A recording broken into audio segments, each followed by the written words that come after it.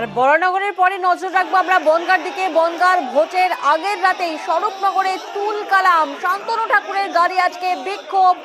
যে ছবি আপনাদেরকে দেখাচ্ছি, শান্তনু ঠাকুরের গাড়ি আজকে বিক্ষোভ দেখানো হয়, পাল্টা আঙুল উঁচিয়ে বচসায় বিজেপি প্রার্থী।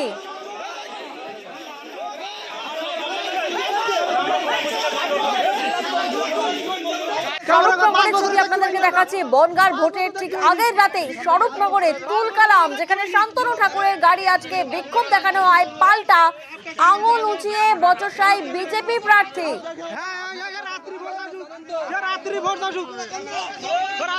প্রতিনিধি অনুপম এই মুহূর্তে আমাদের সঙ্গে রয়েছেন। অনুপম, তোমার থেকে একটু জানার চেষ্টা করব এই গন্ডগোলের সূত্রপাত ঠিক কোথা থেকে? দেখো প্রিয়াঙ্কা, এই যে একদম আগামী কাল কিন্তু বনগাঁ লোকসভায় ভোট আছে, তার আগের দিনই রাতে বনগাঁ লোকসভার স্বরূপনগরের যে বালতি এলাকা, সেই এলাকা কিন্তু একদম উত্তেজনা তৈরি হলো।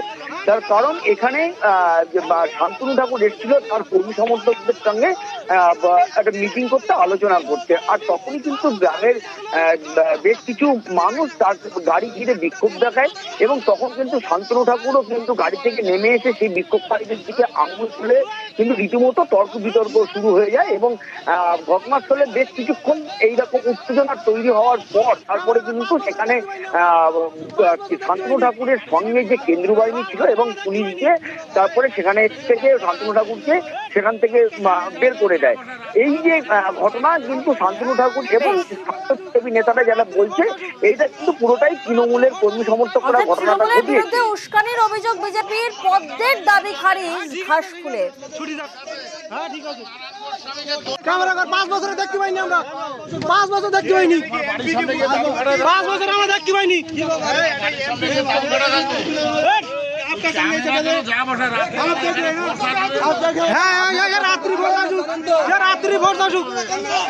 রাত্রি ভোট আসুক, তাই বলে ভোট দরজা শুনবে নাকি? হ্যাঁ ঠিক আছে, ঠিক আছে, ছুটি যাক।